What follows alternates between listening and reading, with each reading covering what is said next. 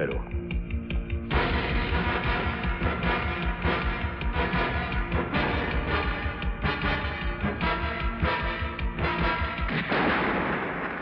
मुझे पता है आपके और कानून के बीच में जंग चल रही है।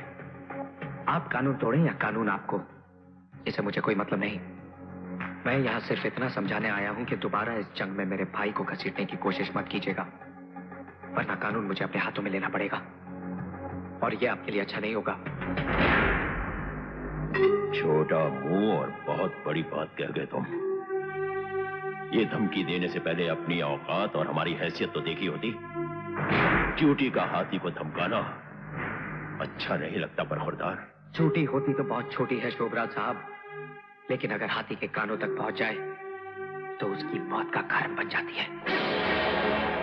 और आप अपनी जिस हैसियत की बात कर रहे हैं ना, उस हैसियत को बहुत अच्छी तरह से जानता हूं मैं।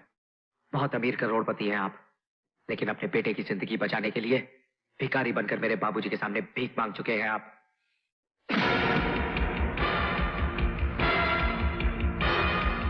सुना है ये हाथ मेरे बाबूजी के गिरे बात तक भी पहुंच चुके हैं। 10-15 मिनट लोहे के वजन उठाकर कसरत कर लेने से ये मत समझिए कि आप बहुत मजबूत हो गए हैं। मैं हर दिन 15 घंटे पिछले 15 सालों से सिर्फ लोहे का काम कर रहा हूँ, और लोहे से जब शीशा टकराता है तो उसके इतने टुकड़े हो जाते हैं कि गिनना मुश्किल हो जाता है।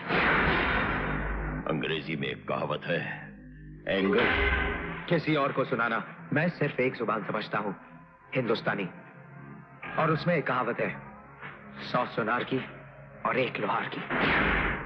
मेरा भाई मेरी माँ के जीने का सहारा है, और अपनी माँ को उसकी जिंदगी लौटाने का वादा किया है मैंने।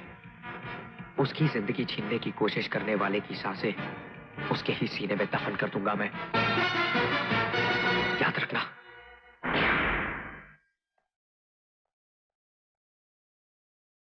सर, अगर आप कहें तो। नहीं माइकल, मैं तो समझता था कि इसका बाप ही नाग है, लेकिन ये हरामजादा तो कोबरा निकला। दोनों के फन को चलने का कोई दूसरा तरीका सोचना पड़ेगा। क्या कह रहा था वो? कि उसका भाई उसकी मां के जीने का सहारा है? तब तो सहारे को जल्द अज जल्द फांसी होनी चाहिए। प्रेस कॉन्फ्रेंस बुलाओ।